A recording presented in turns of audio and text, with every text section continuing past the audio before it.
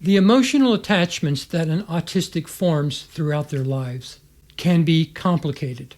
Many times, the depth of that attachment is not realized until the emotional anchor is removed. Often for the autistic, if they receive their autism through their father, then the mother is the emotional attachment. Let me read you something that profoundly explains this concept. I could not find the original Israeli study, but I summarize it in my second novel.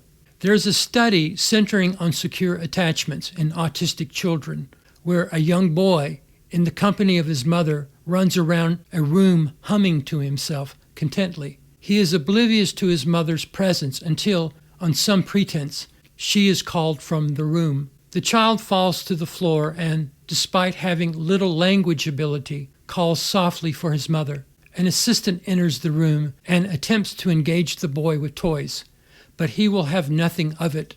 Once his mother returns to the room, the distressed child rises from the floor, takes one look at her, and resumes his play as before. Several months after finding this study, my mother passed away, and my life has been, in a sense, something like this child's loss ever since. My mother was the load-bearing beam in my life, and I only began to understand this once her health began to fail in the years before she passed away. Let me read to you again from my second novel. Truly, Liam lost his immortality when his mother died, as well as whatever superpowers he imagined himself to possess. He would no longer be a son except to those family relations who outlived her, nor in his estimation would he ever again be the blue-eyed darling whose achievement was a promise to be fulfilled. I have written 2 semi-autobiographical novels involving romantic love, friendship, and spiritual belief. All these things present challenges for the autistic. My novels frequently veer into the supernatural,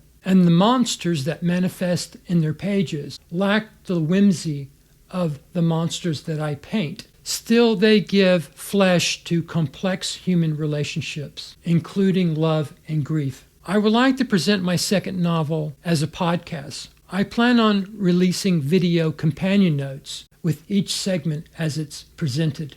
This book is not fantasy or science fiction, but putting reality under a microscope, which looks something like a dark theatrical stage where monsters lurk in the border drapes, and there is no mother to scare them away.